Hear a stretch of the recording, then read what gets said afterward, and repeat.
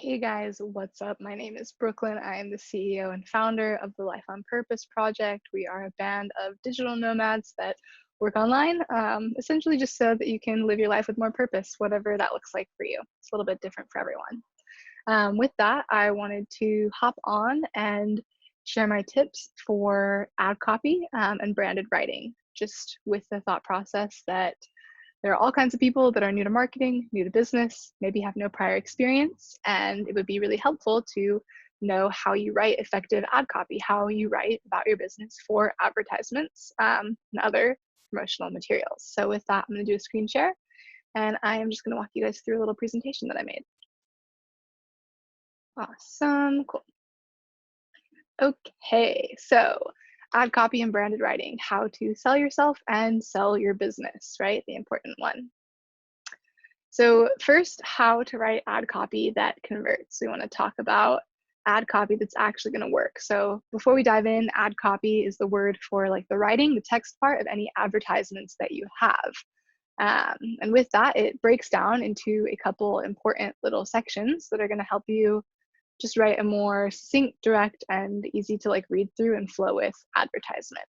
So with that, those four important sections of the body of your ad are going to be the hook, the problem, the solution, and the action call. So a hook, of course, the first thing that your viewer and possible future client is going to see, and it's the first thing they're going to learn about your business. So this is really your one shot to engage interest, which is why we want to pack a huge punch in our hook and make it really powerful. Second is going to be the problem. With this being relatable by conveying a similar problem that your target audience has. So you as an individual brand or business, you want to be able to relate to your customer on the same kind of problem that they're experiencing. Three is the solution, presenting the solve or the keys to success, showing the viewer that they are not stuck, and specifically that you are the person, brand, or business that can help them become unstuck. And then last, an action call. The call to action directs your viewers into their next step with you. So it doesn't just leave them hanging, it gives them precise direction on the steps that are coming next. Cool, so let's talk first about what a hook is. Like we said before, it's your one shot to engage your audience enough to keep them from scrolling. Likely your advertisements are going to be digital. This is where many advertisements are and the future of a lot of sales are, especially during times like this.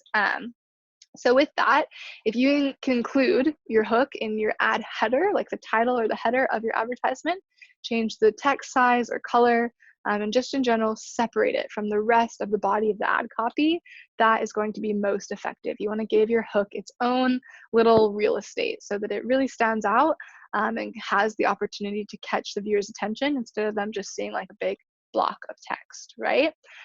With that, in a hook, you want to include your point A to point B reference so that readers know the direction that you're heading in. With this, I mean the problem to your solution. Something super important that I think that all businesses, brands, and individuals that want to market themselves need to keep in mind is that if you don't solve a problem, you don't have a business, right? Every single business that exists is there to solve a problem. Coffee shops are there to help you get your morning caffeine fix when you're feeling exhausted, okay? Every single business solves a problem. And so you need to hit on the problem of your viewers, show them that you offer the solution so that they can see why they want your business and your experience. So including that in your hook, your point A to point B, your problem to your solution, is going to be the best way to get their attention, just enough to know like, hey, they went through what I went through and they have an answer, but I don't know what the answer is. So I'm going to keep reading. I'm going to go a little bit deeper. An example of this really fast would be, I used to fill my Pinterest boards with island locations while trying to look busy at my office job. Now I fill my Instagram feed with the island locations I used to visit, or I get to visit because I found a way to work remotely. So this would be an advertisement for working online and like a remote working opportunity. And so that would be something you would want to put in. It's like, hey, like I used to be in my office job looking busy. Now I'm not. Now I'm actually hitting off those bucket list locations, and it's because I work remote. So that was just a small nugget, enough of a story that people get the point, but not enough for them to actually understand what's happening, and they're going to dive in and want to know more. Which leads us to second, the problem. So once you introduce that hook, that's where you dive in a little bit deeper, and you're going to talk about the problem that your viewer, your future client, is experiencing. This really is your chance to connect with your audience on a human level and become relatable. Like we talked about in the last slide, marketing is literally about solving the problem. If you don't solve a problem, you don't have a business. Talking about a problem is like a transparent, down to earth, and relatable way to grab your audience's attention. Plus, like, let's face it, everyone loves a good story. So just remember with this, people are online for selfish reasons. There's nothing wrong with this, but they want to know what your post, video, or ad can do for them, right? Same if I look at myself, the accounts that I follow and interact with online, it's because they bring something to me. Maybe it's good recipes, maybe it's business information and inspo, maybe it's like travel destinations, whatever it is, I'm following it because I like it and it does something for me. And the same is going to be with you and what you're creating and the audience that's going to surround it. So with that, the best way to work with that is just knowing your audience's problems, aka your own problems. And that's the best way to craft your marketing material, because at the end of the day, you are your target audience. What you've gone through, the problems that you faced, is how you've resulted and found an idea, a way to create a business, a brand, something you're trying to market. And with that, think of yourself like your own target audience. Next, after we've introduced the problem, we want to give them a solution. We want to share like the resolve that we've gone through, and like really show them the light at the end of the tunnel as viewers. So we know this because every good plot line goes through a resolution phase, as should your ad copy. You want to deliver that sigh of relief, light at the end of the tunnel, like I was saying, and you want to do it in a way that the audience can feel themselves in those moments. So it's not like a look at me feeling, it's look with me, like look through this lens into this experience with me, be a part of this and see this alongside me. And this is really the chance for your story to come full circle and where you get to deliver the keys to the success, aka the business, the brand, whatever you're marketing. This is where you punch it in. Like, solution is what I'm trying to tell my audience. Speaking from first person experience is the most powerful tool that you have, and it's going to be the fastest way to build trust with your audience. And then lastly, wrapping it up at an action call. You might think that just telling your story is enough because someone's going to see it and be like, cool, I want to dive in. But with that, it's not. Like, people are going to be quick to get back to the scroll and enjoy the social media that they're on to enjoy for selfish reasons. So with that, you want to be really direct, and captain the ship. Like, give your viewers and your audience a future step to take, something that's coming, that they can interact and engage in. That's the point of an ad, right? You're trying to maybe capture an email list or get them to click a link or follow through to purchase in your shop or enroll in a workshop or follow you on social media. Like, whatever it is, there's a point why you're running that ad, and your action call, that is your chance to share that point and be very clear and direct, right? So with that, you want to be affirmative and tell the audience what they're going to be getting from this next step. Don't suggest anything. If they've made it this far in your ad copy and they've read what you have to say, they're already ready to hear your directions. So just get down to it and be direct. And then with that, I just wanted to share some branded writing tips. Some things to keep in mind now that we have that formula of our hook, our problem, our solution, and action call. What are some things to keep in mind while we're building this and writing this? So first of all, there are two kinds of problems that your audience is going to have. There are pain points and pleasure points. There are problems that are pleasure, right? So with that, if it's a pain-based problem, this is something that's really affecting the quality of life for your customer or your viewer, and it requires a solution. For a pleasure-based problem, this is more like wants versus needs, right? So it's issues that need solved out of pleasure, aka online shopping for a new shirt when you already have like 50. The key is just to figure out which angle you're taking, and stick to it to deliver maximum emotion-based power. It's not that one is better or worse than the other at all, but you just want to stick to your point. If you are a shirt company and you sell like cute graphic tees, well, like pretty much everyone owns clothes, so they're going to survive without having your shirt. Your shirt isn't really solving a problem for them, but maybe you have really fun graphics on the shirt that make people feel good, make them smile, it makes them feel more confident. And so it's more of like a pleasure point when it comes to a problem. Your product is out of pleasure, it's going to bring people joy, but it's not really solving an issue. So instead of like trying to say like, yeah, this is going to it's going to fix all your problems to buy this shirt, it's going to fix all your shirt problems you ever have, like, yeah, right, that's a big boast. Instead, just focus on the pleasure point of it. Like, you're going to look so good in this shirt, your friends are going to ask you about it, you're going to feel really great sharing these uplifting messages. It's going to be super fun. It's going to be this like great cherry on top to your wardrobe, right? Like, why would you try to be something you're not? So figure out the angle that you're taking. And this can vary from ad to ad as well. If you have a diverse product or service, it doesn't have to always be pain points or pleasure points. You can use both.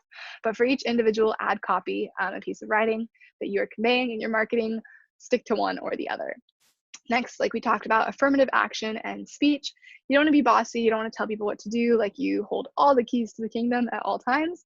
But you also want to be assertive and really establish yourself as the individual that is running this ad or corporation. You know, like if you're stepping up to run an ad, you're investing time and money to produce an ad. Say what you want out of it. Like, what is your point for this? So, you know, if you're trying to get them to watch a webinar or a video coming up, you don't want to be like, no, like maybe watch this video if you're interested, like go ahead, maybe click the link if it feels good.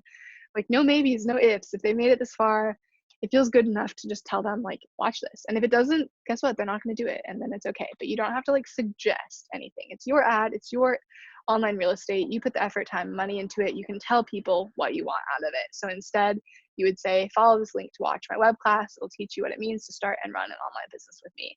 It's my example because that's what I do. So I thought I'd share it.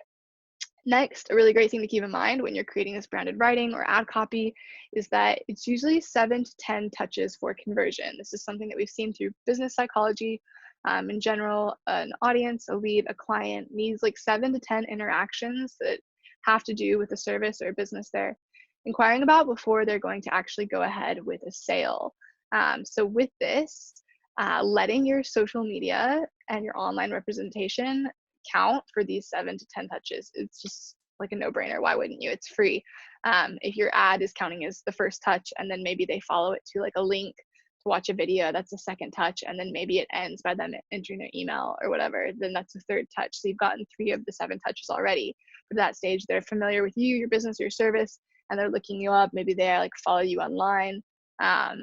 If you're making posts about it consistently, whether you're blogging, Facebook, Instagram, whatever, when you're actually writing about your service, your business consistently enough that your leads can see it and become warm leads, that 7 to 10 touches is going to happen a lot faster, and your sales are going to convert a little bit easier. And then lastly is sensory verbiage. So this is the wording that you use. In general, this is a really great thing to keep in mind when you want to become a better storyteller. At the end of the day, that's all that the internet is. It's like one big storybook, as well as marketing. It's just learning how to be a storyteller and convey the emotions, thoughts, feelings, and actions to the audience that you as a storyteller desire them to have and go through. So using sensory verbiage is a really good way to get your audience engaged and deliver a really powerful story with a lot of ease. So with this, you want to use strong words to call that viewer inside your story. And these are things like smells, tastes, emotions, sights. You really want to set the scene so they can live inside it. And a really good example for this is to look at your favorite poetry or popular modern poetry.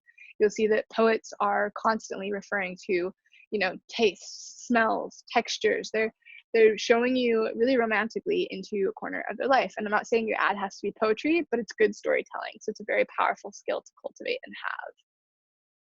And then lastly, I want to talk about where else does ad copy exist, because we probably think I don't run ads or I don't really care that much for ads, but this doesn't apply to me.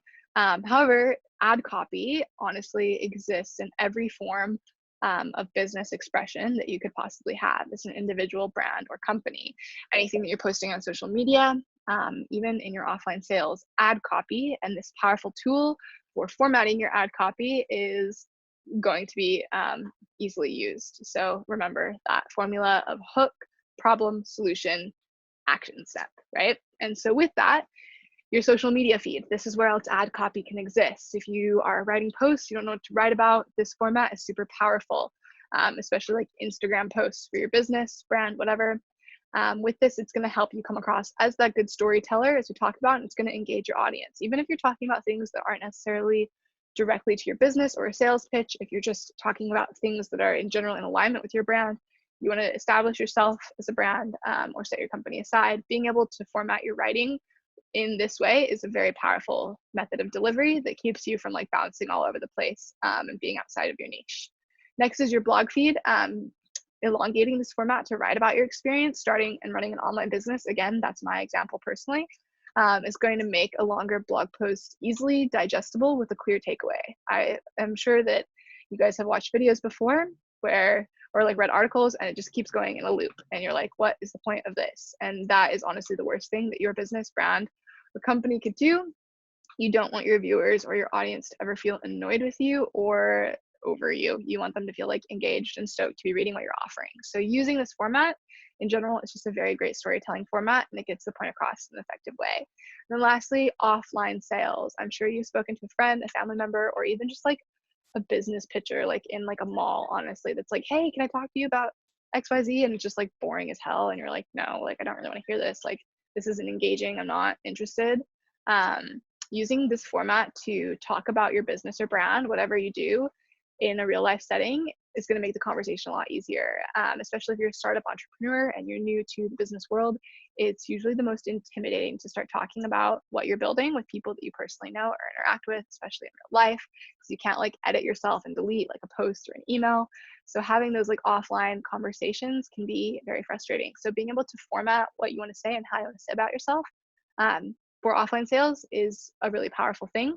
And using that like hook, right? No eye glazing. Problem, you're relatable. Solution, you have the keys. An action call, future step, right?